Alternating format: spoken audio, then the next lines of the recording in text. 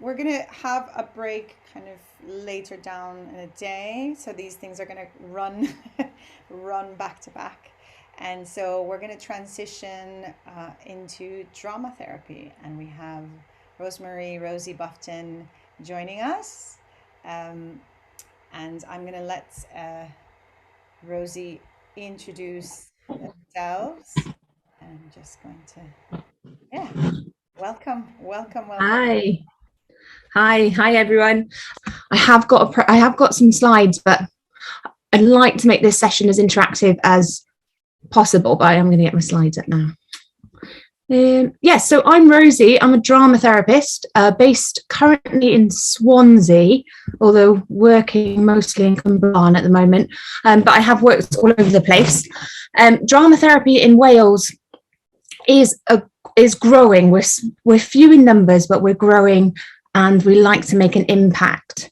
So the presentation I have for you is a kind of an introduction to drama therapy.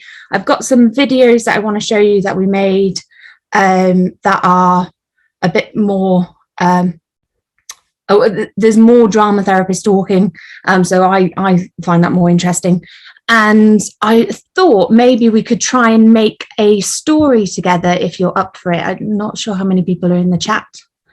Just a few of us, so maybe we can make a story together. Do use the chat and interact that way, and I'll try and keep an eye on it. Okay, so let's start with, if I can share. Okay, I'll share this. Share screen.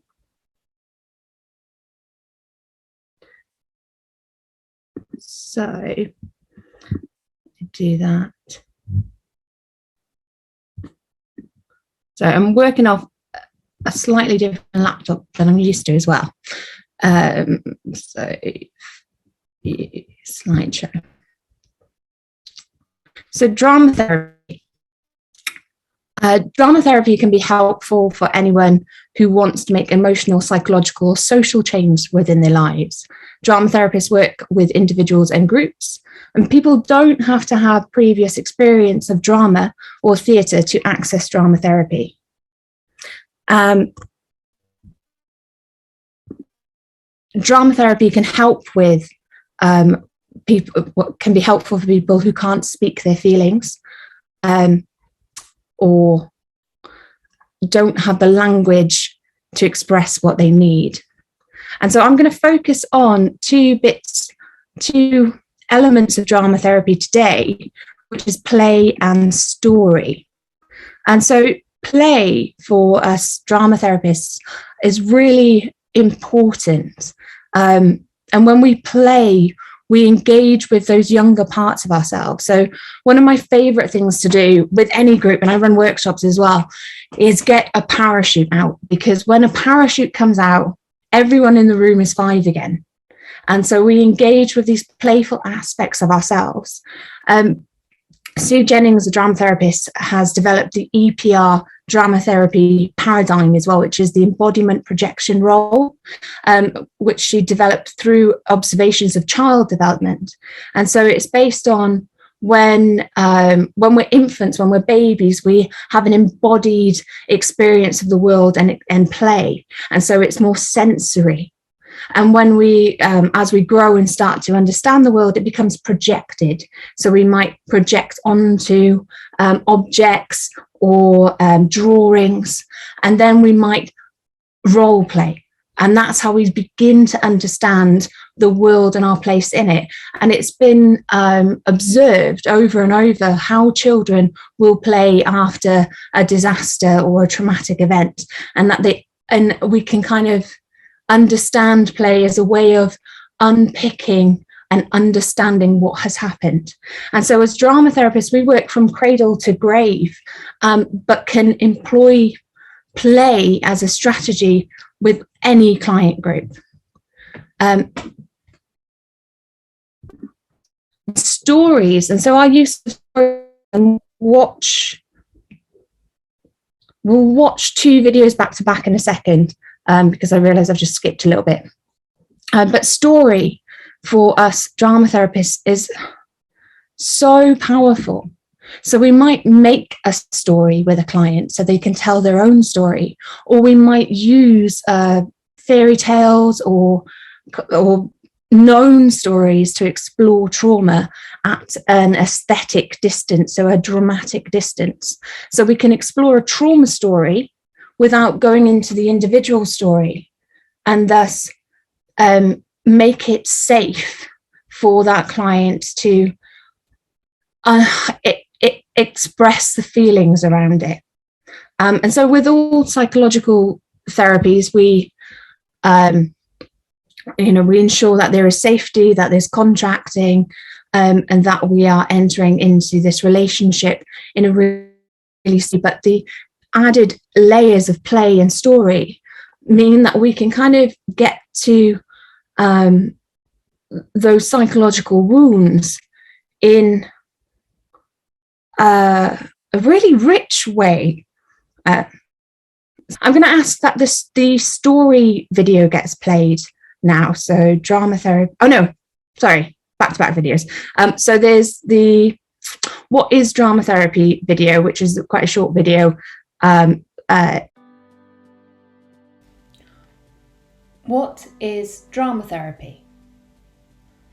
Dramatherapy is a form of psychological therapy which draws on techniques from drama and theatre to offer an expressive and creative therapy.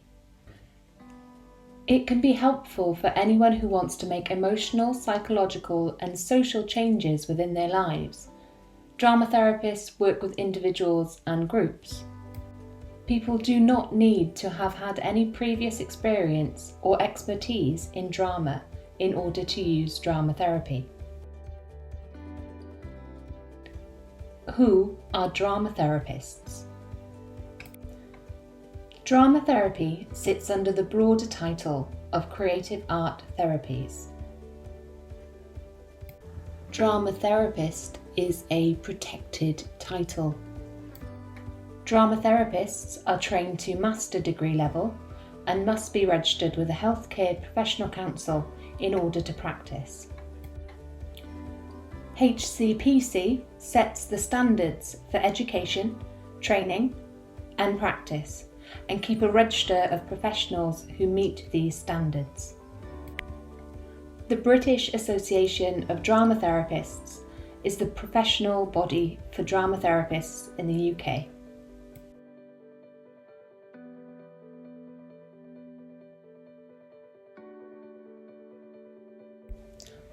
How does drama therapy work? Drama therapy uses play, movement with touch and sound, storytelling, enactment, and improvisation to express and communicate what might be difficult to say. This can offer a way to express or make sense of difficult emotions, relationships, or events safely, while being playful, creative, and imaginative. Drama therapy offers the possibility to rehearse new ways of relating to self and to others, devise new endings to old patterns, and develop new roles. Drama therapy offers an opportunity to gain insight and get to know yourself better. Drama therapy offers a broad range of creative experiences to communicate and express, to relate to others, and to release inner thoughts and feelings. In drama therapy, personal material can be safely explored through stories and characters, play, movement, sound, and voice. Drama therapy can help people come to terms with their difficulties through getting to know themselves better. Through exploring feelings and emotions within the play space, we may find a different way to meet with our difficulties, transporting these new experiences of ourselves into our outside worlds.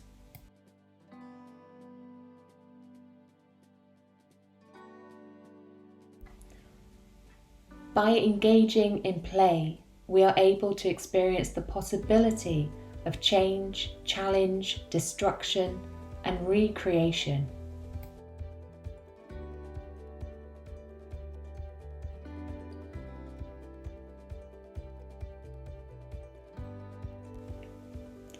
Imaginative play enables us to transform the world.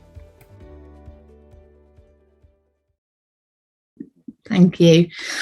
Yeah, and if you could show this story video now. So this is Dramatherapy and Stories, and it's not just me speaking. So there are 4 of us in the video, and we share, actually what's fantastic is we share different stories. So there's a couple of myths in there. There's a personal story. So it really shows how we use story as drama therapists.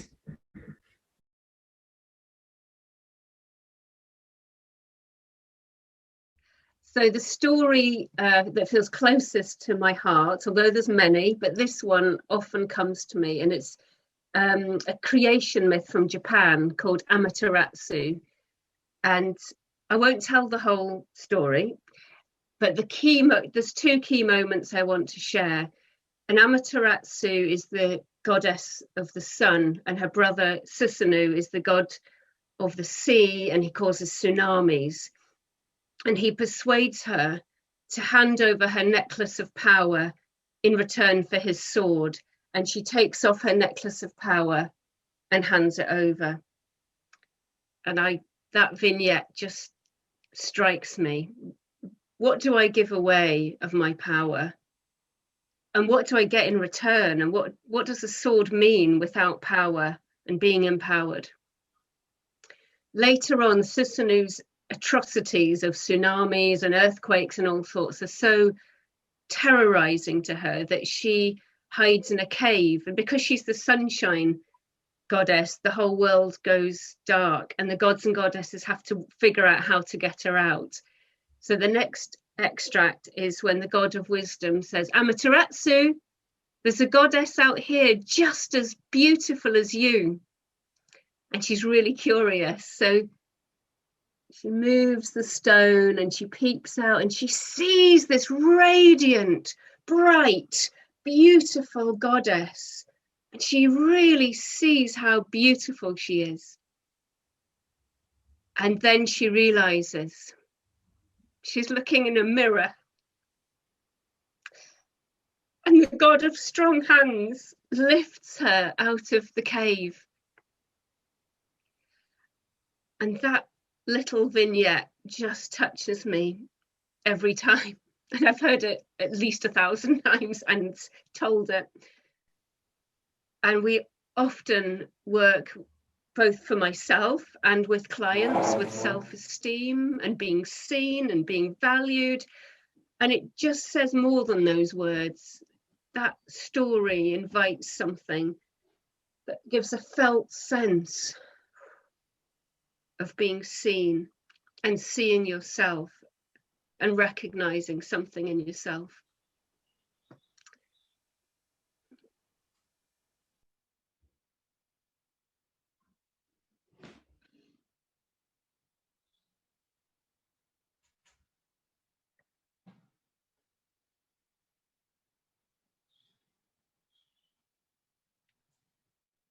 Once upon a time, there was a girl who lived in a castle in a dark forest. Every morning, she looked out of her window, but she didn't see the sun, rain, clouds, mists, all changing colours of the seasons. Instead of rain, she saw bills, stress, deadlines, and never-ending worries falling from the sky.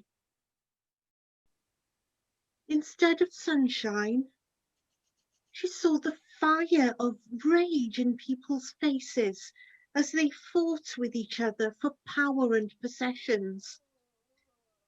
Instead of gentle mists and clouds, she saw a blank brick wall separating her life from joy. Then, one morning, a mischievous little witch visited this girl. The witch tickled the girl's eyelids and said, Come with me to the land of dramatherapy, a land where you will feel real once more. Wow, said the girl. What on earth is this? She felt a strange connection with the little witch. As she followed her into the morning, colour started weaving its way into the girl's life. There was colour everywhere. Shimmering pink, orange, blues, yellow, purple.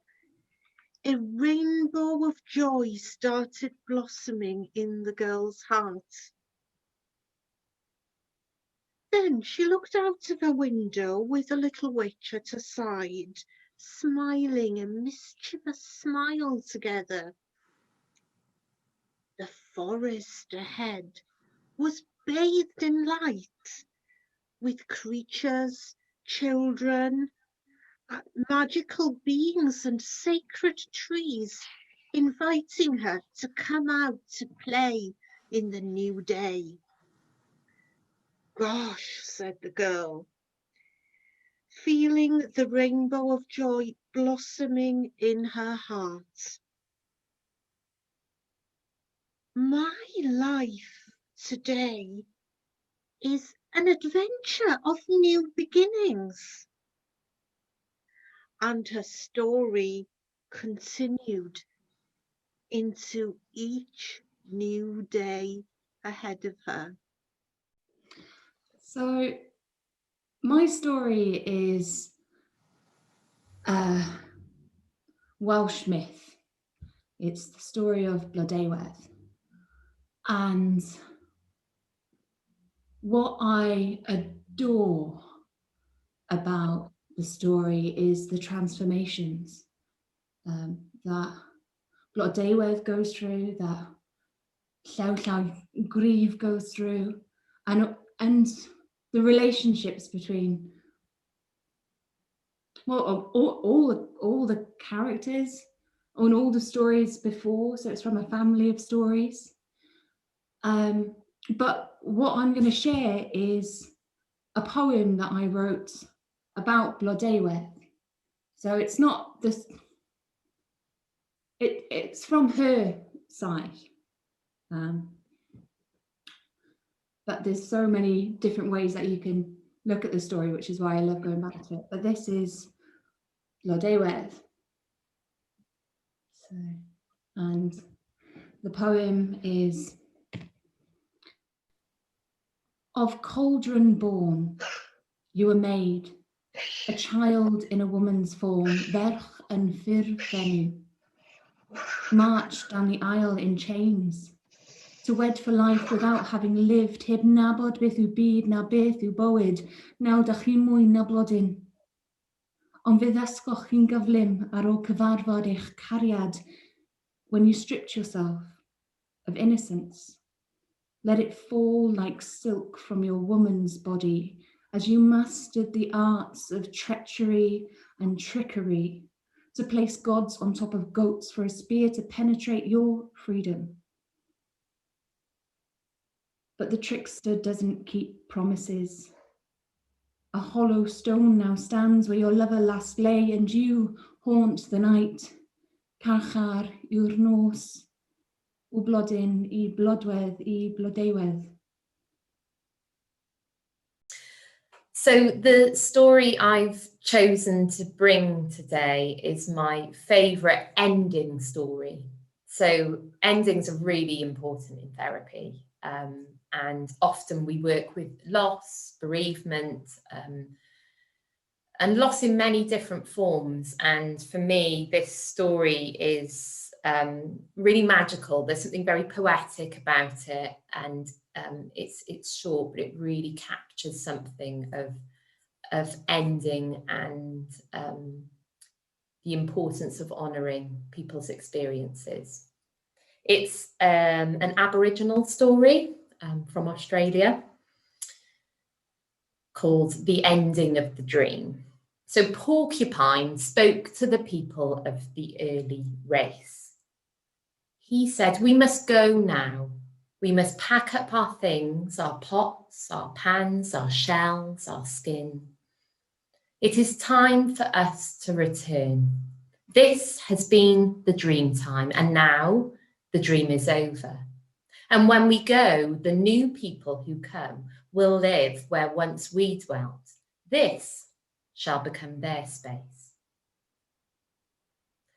And young Mantis said, "Well, what will the new people be like, old grandfather?" And the old grandfather Mantis said, "Well, they will be just like us, for we have cast our shadow. They will be loving and hurtful. They will be cunning and kind. They will be stupid and they will be clever, just as we have been, because we have learned these things for them.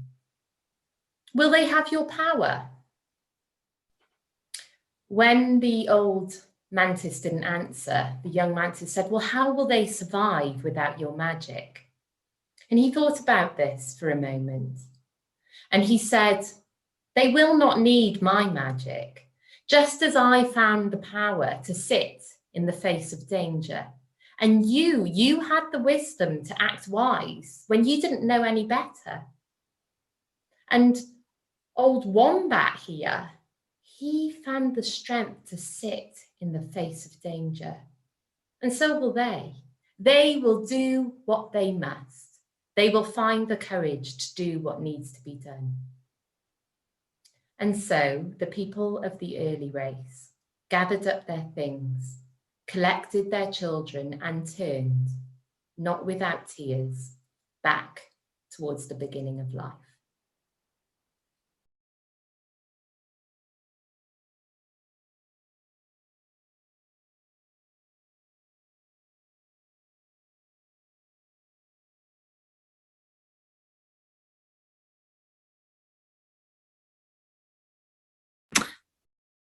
Thank you. Thanks for playing those. And as you saw in that video of the story, witnessing is also a really powerful part of drama therapy. And when I actually listening to a book at the moment called Radical Wholeness, and one of the things that the author says in that is theatre takes a microscope or a microscopic view of the human experience. And I really noted that, and I know it as well, because in drama therapy rituals, as to the theatre is a ritual, and I'm going to shade of a session structure, but I want you to think about when you go to the theatre, the ritual of it, of entering the auditorium, of taking your seat, of the curtains opening, and then allowing yourself to be in this liminal space, in this play space, in the space of the unknown, and being witness to that. And so in ancient Greece, they used to send people to the theatre to cathart their feelings, to go and witness this. And that still resonates within drama therapy.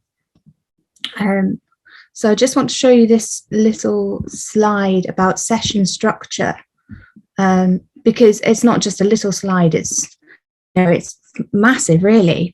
And we think about the hero's journey. So the beginning of a session when we are in the conscious or the known land, and then the steps we take into what we might call the main event, into the unconscious, the play space, the liminal space, the space of transformation, where anything can happen. So spontaneous play might happen, or we might so a wonderful ritual is to roll out the story carpet and explore a story. And as you the other thing we can do with story is tell it from the different perspectives, so we can step into the elements and experience it from all angles, and then to come back to the ending, the grounding, and coming back into conscious. And if we think of the hero's journey of going from the status quo through the adventure, and grappling with the monsters, and coming back to the homeland, and so that sort of it's just incredibly powerful. I love drama therapy. I'm going to stop sharing. and I'm going to invite us to make a story. And I'm hoping my whiteboard shares okay. Share story, whiteboard. I love Zoom. Okay, so here we are on whiteboard, and I'm just going to make 6 squares very quickly. And what I would ask is, can you have a look and see if you can annotate? If anyone knows what that means, if you go to the top, you should be able to annotate, which means that you can also draw on this whiteboard. And if someone can draw something to let me know that that can happen. Yes, great work, Jess. Okay, so we've got a nice big tick from Jess. Anyone else? Ideally, I want 6 people, because as you can see, there are 6 boxes emerging. Emma, you've got the second box. Great. Someone pop a tick in the third.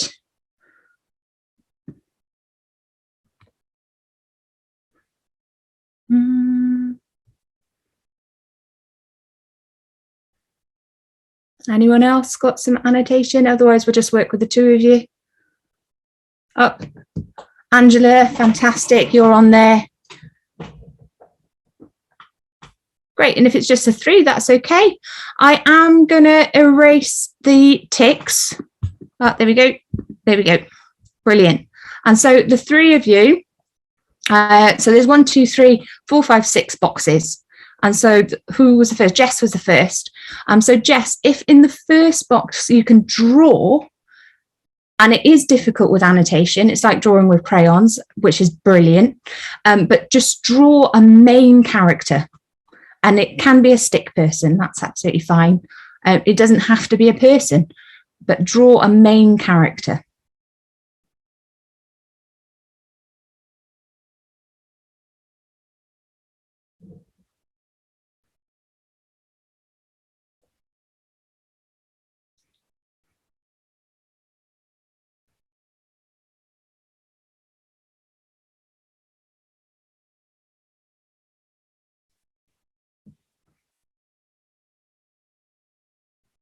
Oh, fantastic. I mean, that looks to me like a cat. Awesome. Awesome. And then in the second box, then who put the tick in the second box? I remember, I did see the name. Emma? No. Yeah, Emma.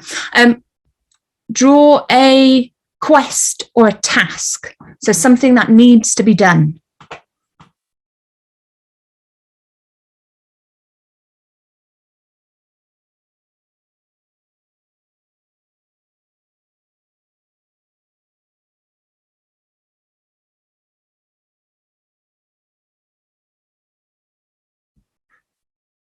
Oh.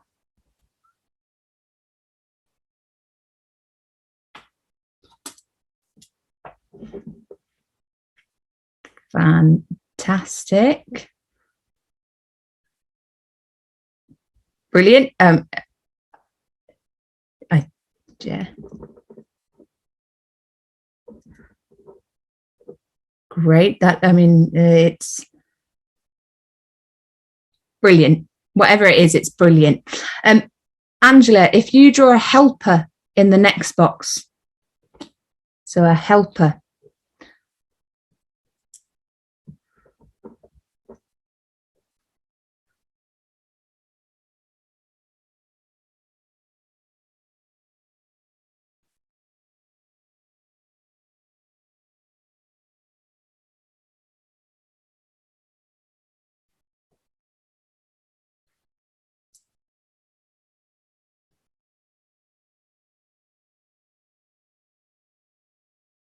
Wonderful.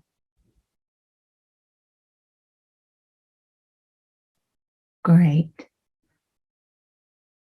Jess, so in the next box, in the 4th box, is an obstacle. Something that is in the way.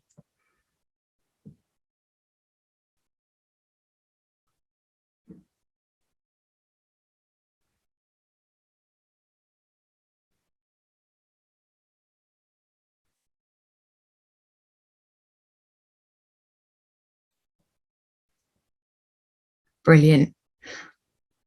And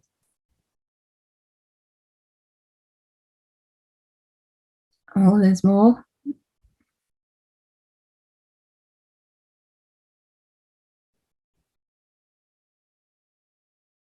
That's a locked door. Where's the key?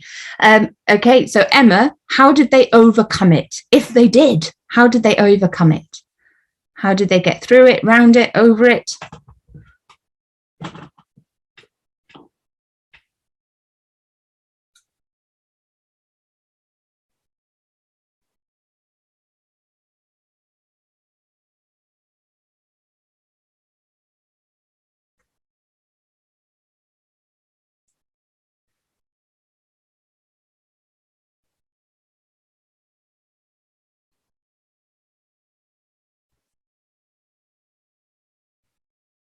Box with a question mark.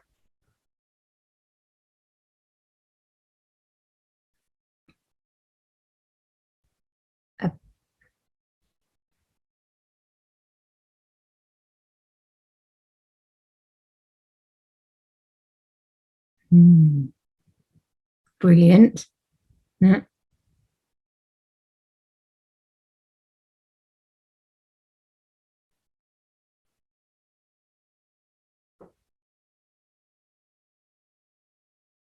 Okay, and so Angela, what happened next is in the last box.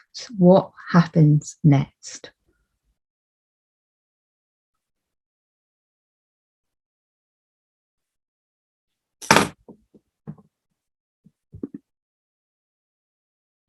Key is under the bed. Yeah.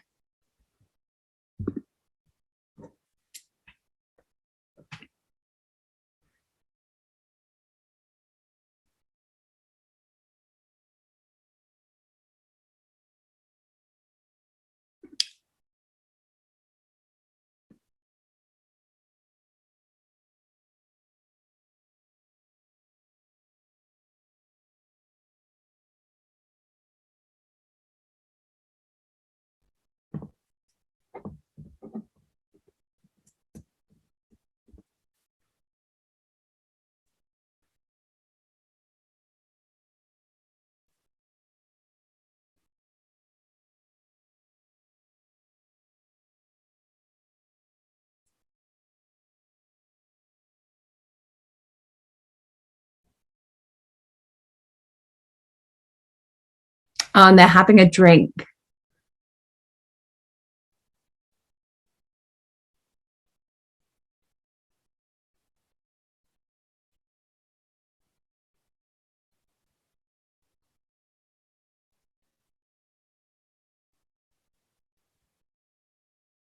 And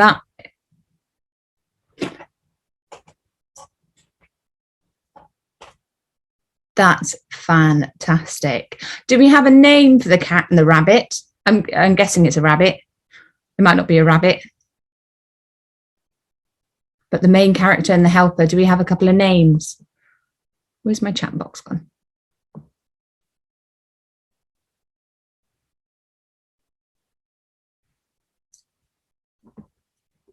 Bill, brilliant. Bill, and Jess, do you have a name for the cat?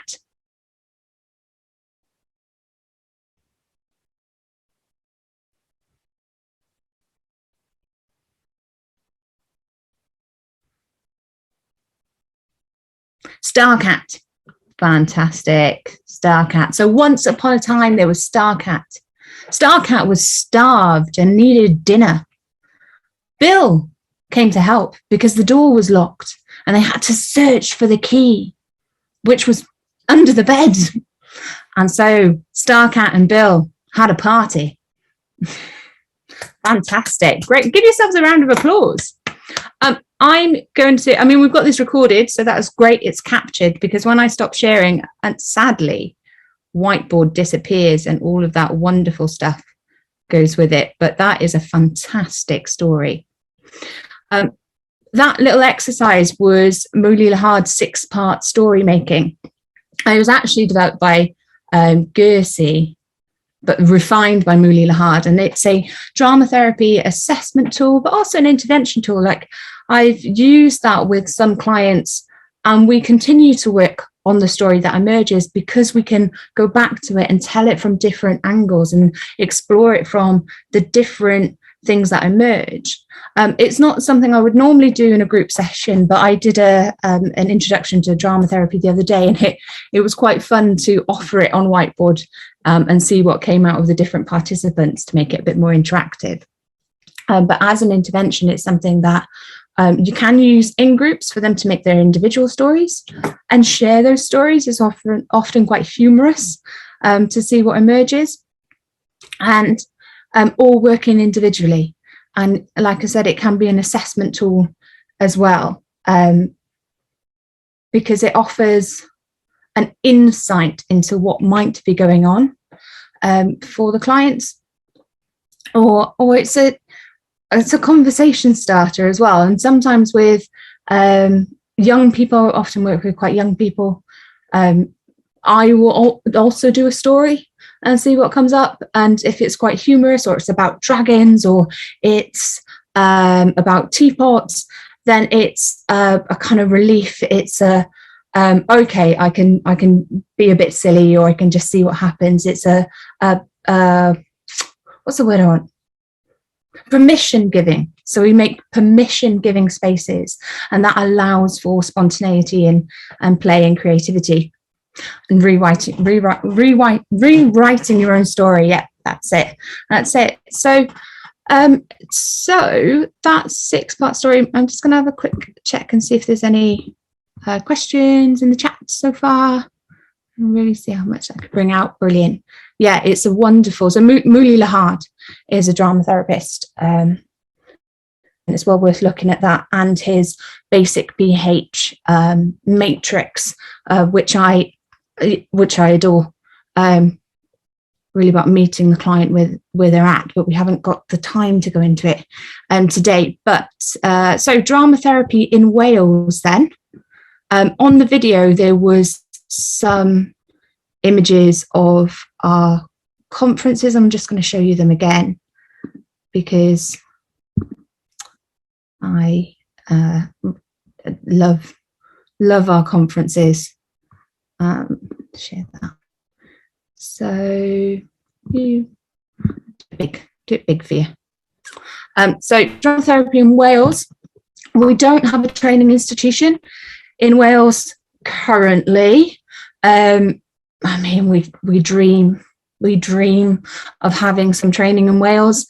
The drama therapy training at the moment only exists in Scotland. Have just started a course, and Northern Ireland are putting a course together or trying to, so there will be one in Ireland soon.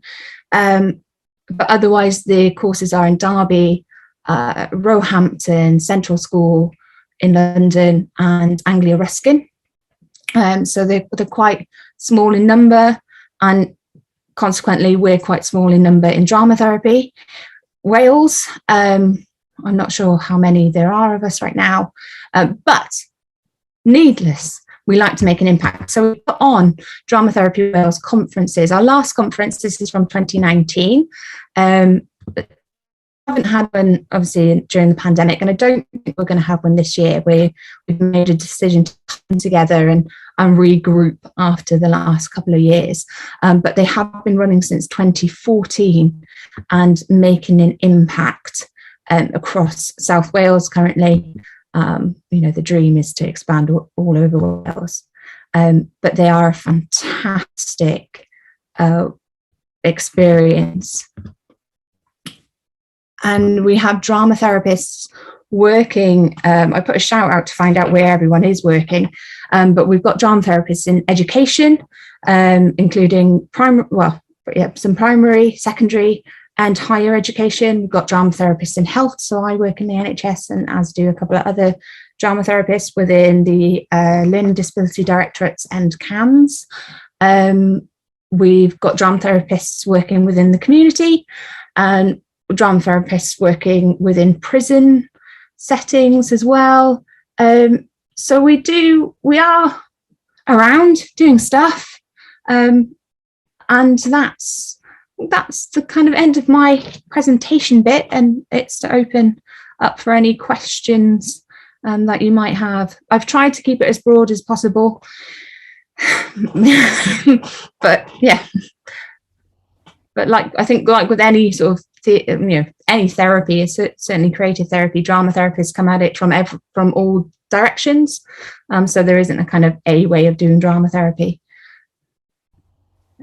Great, amazing, Rosie. It's great to see like the breadth of it, the use of story, and get to try it out as well. So there's a question from Lisa. Comments on how fascinating and useful it is for DMP, for dance movement psychotherapy. Could you give a reference for the story graph where you go into the main event? There we go, like a reference for the story graph. Did you? The story graph. So that's come from the presentation I borrowed from another drama therapist, and that's sort of the Sesame model of drama therapy. I'm sure I will be able to find a reference for it in a drama therapy book, but it's one of those kind of graphs that you absorb. But I will find a reference for it. But yeah, the ritual of therapy. Could you repeat the six parts again? So so there's the main character, there's a task or a quest, so something that needs to be done. There is a helper, there's an obstacle, something in the way, and there's how did they get around it, or through it, or over it, or did they, and then what happens next. So a very open ending, and two of those boxes you don't need to have either. I think the helper doesn't necessarily need to be there, but it's that's the 6-part story model of assessment, and I can get some references together for that, and some articles. Brilliant. Yeah, it's really interesting, the role of the helper. It kind of taps into the notions of support, does it? Is that why it comes in, or what your support network is? Is that? Yeah. So Moonlie Lahad's book, I've forgotten it. It's methods of coping and resilience. But the basic, that 6-part story can be an insight into where people might find their resilience or find their support, or what their coping mechanisms could be. So yeah, it's it's really layered, really fascinating, and yet simple exercise to do. But I can certainly send the reference to that. It's worth. It's a really good book. It's a really interesting framework to work from. And I know that we're going to cover this, and because you're coming in to talk to us in the afternoon, right, about collaborative arts therapies. Jess had a question about if you've worked with an art therapist or alongside an art therapist. Yeah, so I'm very fortunate that I've got to work with a DMP. I've worked with an art therapist, and I've worked with a music therapist. And love collaborative and joint modality work. It's wonderful and insightful. But yeah, I have worked with an art therapist, and it's been really enriching. And I think that the way of looking at images I look through the story lens, and the art therapist through sort of use of colours and shapes. It's just been really rich. And where I work at the moment, I've been very fortunate to even just do joint assessments with the art therapist, and see what emerges, and have really rich thinking around what is being generated or produced or off. Great, yeah, and because Sesame training is in drama and movement, so it's already kind of collaborative, and it's so integrated, isn't it? Yeah, absolutely. Jess is asking about the sensory element, and in terms of art therapy, and how much does that play a part in drama therapy, or is it more narrative based? It depends on the drama therapist, and equally it depends on the client. So Sue Jennings' EPR drama therapy paradigm, which again I can send the references out to that, because that's quite fascinating and to have as an arc of exploration. So the embodiment aspect is the kind of the sensory experience of the environment, or what's around you, or play. And so that can, depending on the client group, that can often be the beginning part of a session for me, or it's useful in understanding where the client might be at. If the experience is through embodied or sensory experience, then that's really useful information to know of, okay, but what can I introduce that might be more projective, and can we move through this arc of play? Or is it at these points of trauma where actually, thinking about my caseload right now, embodiment isn't somewhere where that client can go, and so we work in projective play and role play, and little by little drip back into the embodiment, because the trauma is so early on. That the EPR paradigm as well is a really helpful arc to kind of think about where the client is, where they might need, or where might be too much. And so actually, can we come at that from a different way if that's appropriate? Yeah, definitely. I don't know if that answered the question. It plays a part. Yeah, yeah. It makes complete sense, well, at least to me. And yeah, so the comments here on storytelling versus metaphor. And I was just thinking about the breadth of the client groups, Rosie, and I mean, you did mention this a bit in the presentation, but I'm very curious about the different kind of skill sets or approaches that you have with different client groups. I mean, this is a very generalized, very big question. Yeah, it's it is a big question, but I suppose with any client, you meet them it's meeting them as an individual. The skill sets, it's hard to say, isn't it? Because I've only got my experience. I think my clowning and my humour served me well when I worked in prison.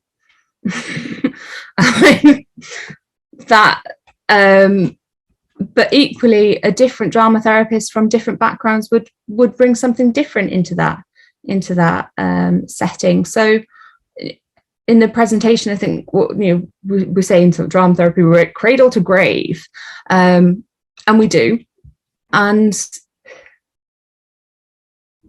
yeah, it's a hard question to answer, because every drama therapist I know is different, and the training institutions are quite different as well. Although there's, I think the ritual and the containment of sessions, that kind of starting in the known and having that ritual and closing ritual, that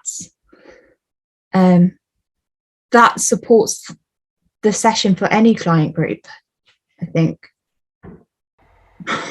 Yeah, no, that's what I mean. It's just because we're going to be hearing a lot about different client groups, and and it's sort of a leading question of different client groups who elicit certain techniques or certain interventions or certain approaches, and they will suit them better. And it's not one size fits all kind of thing. No, and I think that's where all the creative arts therapies are wonderful for any client group, because it can, it's creative and adaptable and will meet them. I think personally in my practice, I have predominantly worked with teenagers, and I worked in prison, but predominantly I've worked with teenagers. And I suppose the skill set of that would be that projective play. So I'm just thinking of some work I've done with groups of teenagers where we've created a character, and that space to project onto that character allows them to work safely with it, so they can kind of say, oh, they like this music, or they like this, or they wouldn't like that. So they get to put part of their identity onto a character that's made by everyone in the group, to then move through different stories that are part of their narrative, but it's at that distance with some connection. So I think that projective work works well with teenagers. It makes it more accessible because they can take that side view onto it.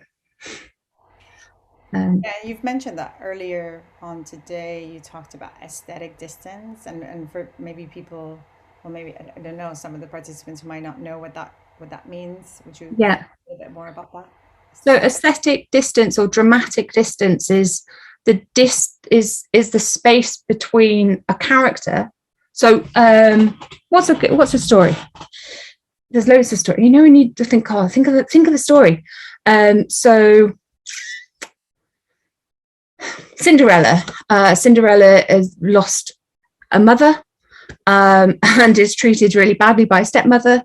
But that's Cinderella's story. So it's not my story. When I hear the story or see the story, or we play with the story, it's not my story. It's Cinderella's story. Even though as a client, it might really be my story. But it's safe for me to engage with that character or play with that story or interact with that story because it's not mine. And so that distance, that dramatic distance, makes it safe to explore trauma. And will only go where they can go. But because it's through a story that isn't theirs, it can be left. And de-rolling, I didn't mention de-rolling at all, but de-rolling is a really important part of the sessions. It's really ingrained in a lot of the work that I do now, where we shake off whatever we've explored with the story. So even if we step into it, we step into that character that might hold the same narrative as my own personal one. When I step out of it, I shake it off and I leave it. So that allows me to step in. And by having that experience, maybe having that experience again, maybe having that experience a couple more times and being a bit more playful, maybe then I might be able to talk from my own narrative. I think it's very helpful. I think, because I think that's something that is also present in other art therapies. You know, when I think you've said it a little bit, like you projected so much into a story, or a story resonates so much, like we saw in one of the videos where somebody, that story kind of overtakes you. I think that distance is really helpful, or that de-rolling, kind of going, right, this was already we can shake this off. Yeah. Yeah.